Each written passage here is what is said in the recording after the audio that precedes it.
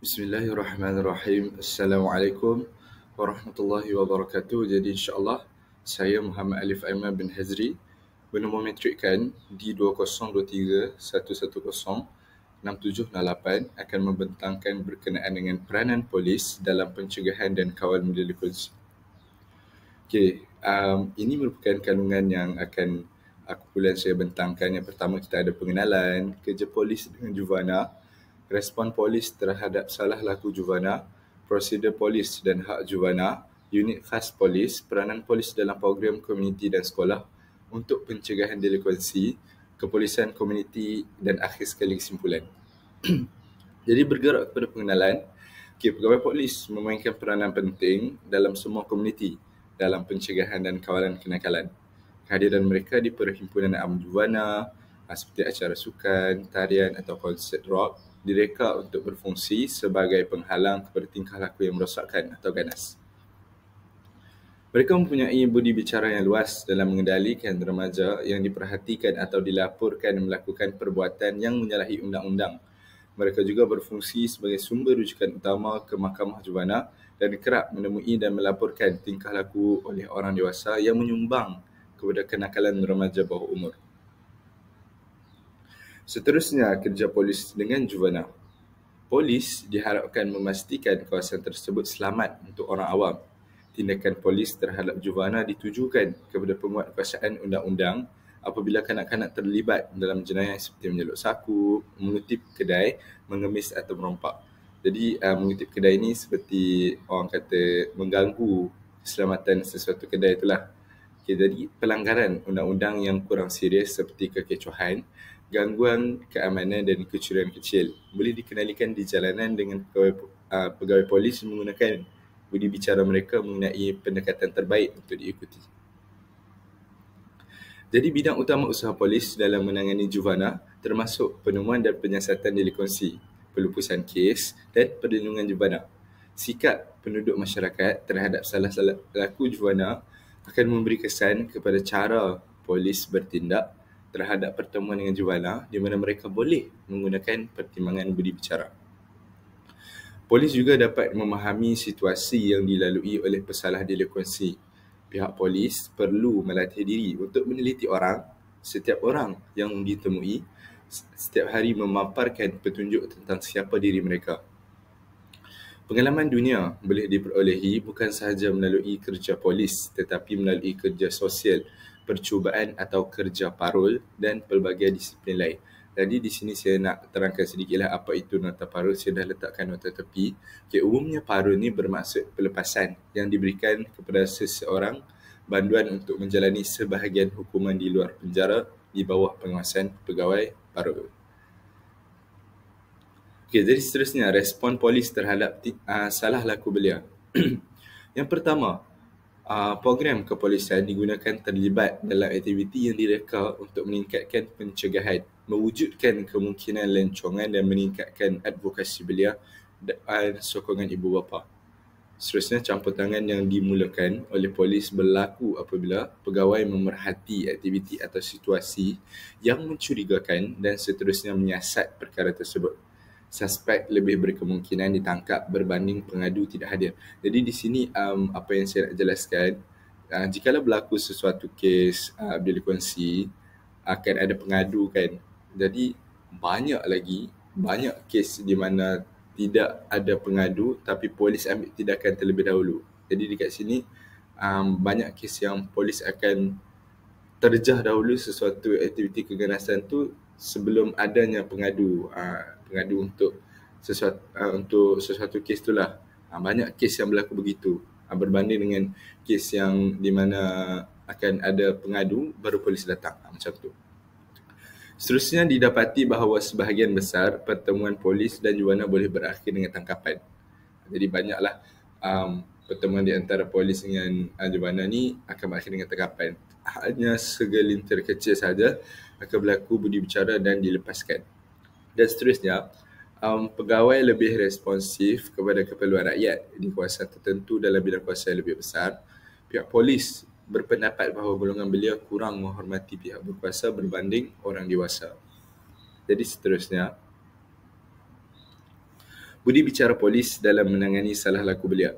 Yang pertama, polis memerhatikan keseriusan, kesalahan umur, penampilan dan sikap anak muda itu.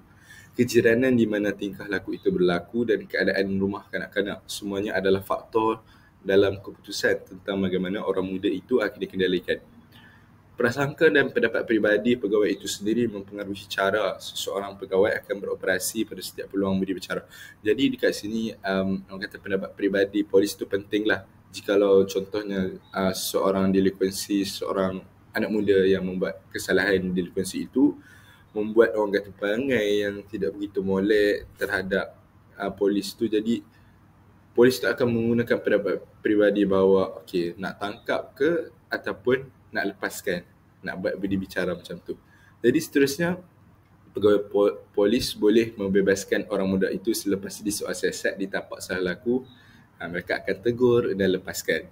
Dan akhir sekali, penyelidikan telah menunjukkan bahawa dalam banyak kes, keputusan itu berdasarkan faktor yang kurang ketara. Ini termasuklah sikap belia semasa berhubung dengan polis, prasangka dan berat sebelah peribadi pegawai dan kawasan di mana jurana itu ditangkap. Yang terakhir, tingkah laku agresif sama ada oleh orang muda atau pegawai polis boleh meningkatkan situasi dan meningkatkan hasil negatif untuk orang muda tersebut. Sebenarnya saya akan menerangkan berkenaan dengan program melancongan jurana polis. Jadi banyak jawatan polis menjalankan program melancongan. Apa matlamat program ini? Okay, matlamat program ini adalah untuk mengelakkan belia daripada terlibat secara rasmi dengan mahkamah juvana dan dilabel sebagai delinkuent dan untuk menghalang mereka daripada tingkah laku yang buruk. Program melancongan telah diletakkan kepada 3 jenis orientasi yang berbeza. Okay, ada terbahagi kepada 3. Okay, yang pertama, orientasi khidmat sosial. Menyediakan intervensi, rawatan dan perkhidmatan kepada belia dan keluarga mereka. Yang kedua, orientasi seimbang ataupun keadilan restoratif. Menekankan perlindungan masyarakat, menangani keperluan mangsa dan menyediakan perkhidmatan yang diperlukan untuk keperluan belia yang dirujuk kepada program. Dan akhir sekali, orientasi kawalan sosial, memastikan pesalah delinkuensi bertanggungjawab atas perbuatan menyimpang, memerlukan pematuhan ketat kepada peraturan dan peraturan program. Okay, faktor-faktor yang mempengaruhi keputusan polis membawa belia ke dalam tahanan. Apabila digunakan merujuk kepada juvana, istilah jagaan adalah lebih baik daripada menangkap. Walaupun jika tindakan itu diambil sebagai akibat daripada tingkah laku yang didakwa menyalahi undang-undang di pihak belia. Statut mahkamah juvana mempunyai peruntukan terperinci untuk pengendalian juvana apabila mereka telah diambil ke dalam jagaan. Seseorang itu hendaklah dengan segera memberi notis bertulis bersama-sama dengan pernyataan alasan untuk mengambil belia itu ke dalam jagaan kepada ibu bapa, penjaga atau penjaga lain dan kepada mahkamah. Seterusnya, prosedur polis dan hak juvana. Yang pertama, tata cara penyoalan dan soal siasat. Jadi, Mahkamah Agung mendapati bahawa mana-mana orang yang dituduh melakukan jenayah mesti dinasihatkan tentang hak-hak untuk berdiam diri dan hak untuk mendapatkan perwakilan undang-undang. Mahkamah Agung juga secara khususnya menolak untuk menangani isu sama ada peguam diperlukan dalam peringkat pra-pengadilan prosiding Mahkamah Juvana. Keadaan sekitar soal siasat ke atas juvana juga telah dipertimbangkan dalam kes mahkamah. Prosedur pengenalan. Mahkamah Agung memutuskan bahawa penggunaan barisan untuk tujuan mengenal pasti suspek adalah peringkat kritikal dalam proses keadaan jenayah dan oleh itu suspek mempunyai hak untuk meminta peguam hadir untuk mengurangkan kemungkinan barisan itu akan dijalankan dengan cara yang tidak adil atau diskriminasi. Proses pengenalan satu sama satu cenderung menjadi lebih biasa dalam kes juvana. Dalam prosedur ini, sama ada berlaku perjumpaan secara bersemuka antara suspek dan saksi atau saksi dibenarkan memerhati suspek tanpa sebarang sentuhan antara kedua-dua individu. Cap jari dan menggambar juvana. Peraturan model untuk Mahkamah Juvana Majlis Kekuasaan mengenai jenayah dan kenakalan mengesyorkan bahawa kanak-kanak tidak diambil gambar atau cap jari melainkan bahan tersebut diperlukan untuk membuktikan kes itu. Ia mengesyorkan bahawa cap jari berlaku hanya apabila cap jari telah ditemui pada atau dijangka ditemui pada sesuatu bukti. Walaupun selepas tangkapan telah dibuat, di kebanyakan negeri, remaja mempunyai pelbagai peluang untuk menghapuskan rekod, yakni dimusnahkan atau dimeterai daripada peperiksaan.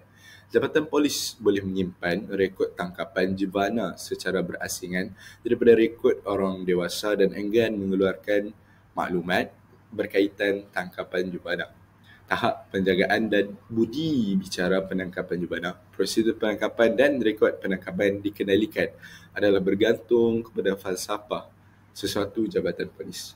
Jadi itu sahaja bahagian saya. Saya teruskan perbentangan saya kepada ahli kumpulan saya, iaitu saudara Tengku Baihaqi.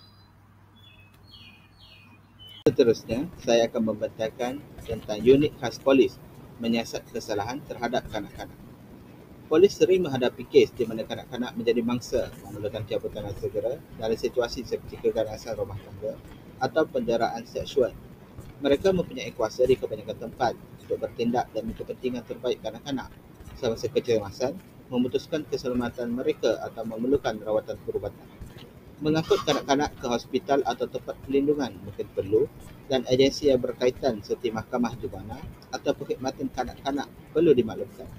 Menyiasat kesalahan terhadap juvana memerlukan kebijaksanaan dan kemahiran untuk mengumpulkan fakta tanpa menimbulkan trauma lagi kepada kanak-kanak yang didera.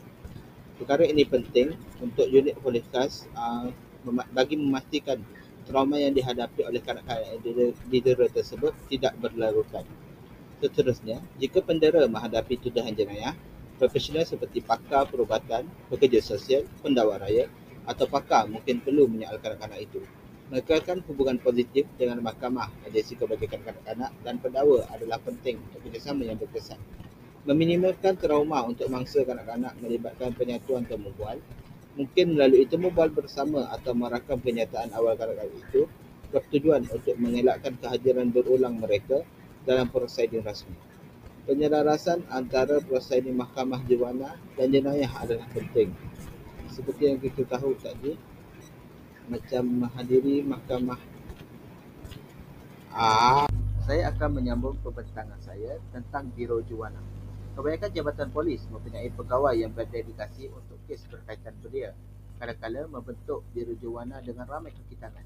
Status dan prestij tugasan ini boleh berbeza dengan ketara di antara jabatan. Sejawat Nasional mendapati bahawa majoriti agensi penguasaan undang-undang mempunyai dasar khusus untuk mengendalikan juvana dan bertindak balas terhadap pertikaian domestik. Pegawai sumber sekolah, selalunya pegawai angkat sumpah, bukan sahaja menyediakan penguasaan undang-undang tetapi juga berfungsi sebagai kaunselor di beberapa jabatan. Prosedur untuk berurusan dengan belia boleh digariskan dalam polisi jabatan atau diserahkan kepada penghakiman pegawai juvana. Tempat kemasukan pegawai Biro Juvana dalam sesuatu kes ditentukan oleh dasar pentadbiran jabatan yang berbeza-beza antara jabatan. Aktiviti pegawai juvana bergantung kepada saiz komuniti yang berkhidmat dan mungkin melibatkan penyiasatan jenayah yang melibatkan juvana, pengendalian pertuduhan dewasa yang berkaitan dengan kenakalan juvana, menyiasat insiden berkaitan sekolah, menangani kanak-kanak yang hilang atau melarikan diri, menyelia acara sosial, membentangkan program kawalan kenakalan dan memberi kaunseling kepada ibu bapa dan anak-anak. Bandar yang lebih besar mungkin mempunyai unit khusus dalam Biro Juvana seperti pasukan yang dilatih dalam kawalan kumpulan atau ditugaskan kepada pasukan petugas dadah atau unit orang hilang. Seterusnya, polis unit kawalan geng belia. Banyak bandar besar Amerika Syarikat mempunyai unit polis khusus untuk menangani isu kumpulan remaja, dengan 72% daripada jabatan yang ditinjau mempunyai unit sedemikian. Aktiviti geng menjejaskan lebih 75% agensi polis di bandar besar, lebih separuh di pinggir bandar dan 1/4 di kawasan luar bandar. Tetapi, tidak semua kumpulan yang dilaporkan berkaitan dengan belia. Respon polis terhadap isu kumpulan berbeza-beza berdasarkan lokasi, demografi dan dinamik jantina. Sesetengah pegawai merasakan bahawa unit geng berfungsi sebagai pertunjukan awam dan bukannya menangani masalah kumpulan secara berkesan. Penindasan telah menjadi pendekatan dominan berikutan peningkatan jenayah kekerasan. Perundangan seperti Akta Perlindungan Pemberi Maklumat Keganasan Jalanan California mengukuhkan kuasa polis terhadap kumpulan penjayah jalanan. Menilai keberkesanan unit geng adalah rumit. bergantung pada penangkapan, mengurangkan jenayah kekerasan dan kekeliruan senjata atau dadah. Membezakan jenayah berkaitan kumpulan daripada perbuatan individu adalah mencabar. Kerjasama antara agensi dalam kalangan agensi penguatkuasaan undang-undang membantu mengesan kumpulan migrasi dan bertindak balas secara berkesan terhadap aktiviti mereka di beberapa bandar. Jabatan Polis Tempatan membantu dalam pendekatan antara agensi ini dengan memanfaatkan pengetahuan komuniti mereka dan mengenal pasti bakal pemberi maklumat. Penyelidikan sama ada geng tempatan berkembang atau sebahagian daripada organisasi yang lebih luas diteruskan dengan kebanyakan penguatkuasaan undang-undang melihat masalah kumpulan itu berpunca daripada komuniti dan bukannya diimport. Selain itu, peranan polis dalam program komuniti dan sekolah untuk kenakalan. Terdapat juga program belia yang dibangunkan dan diarahkan oleh polis yang memberi tumpuan kepada peningkatan kualiti hidup Jiwana melalui penyediaan peluang. Copy Kids yang dilaksanakan pada tahun 1992 oleh Jabatan Polis Spokane Washington membolehkan kanak-kanak dan dari kawasan ekonomi yang kurang bernasib baik di bandar itu memperoleh wang melalui kerja untuk masyarakat.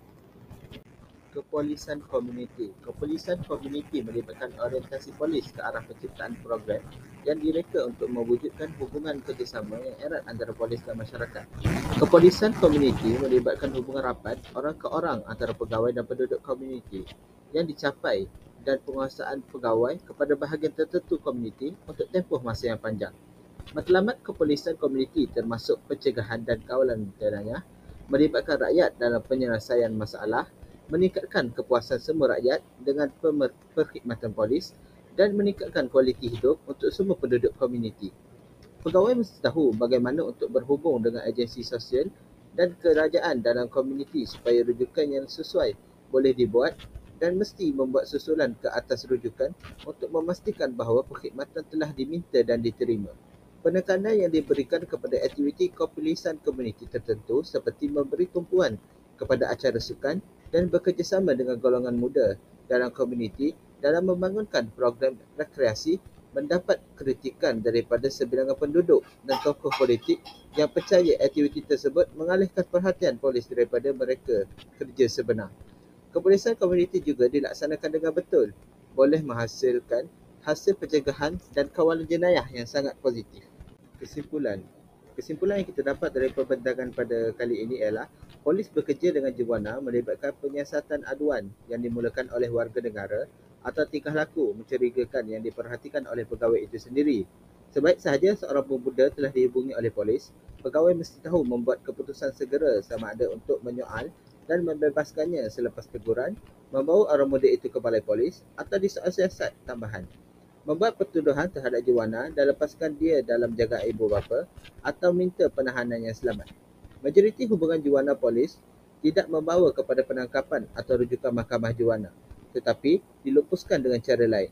Keputusan tentang jenis pelupusan yang dibuat dalam setiap pertemuan polis Jiwana adalah berdasarkan keseriusan kesalahan, umur, penampilan dan sikap pesalah, kawasan di mana kesalahan itu berlaku dan fakta yang boleh didapati oleh pegawai tentang situasi rumah kanak-kanak dan rekod Jiwana terdahulu.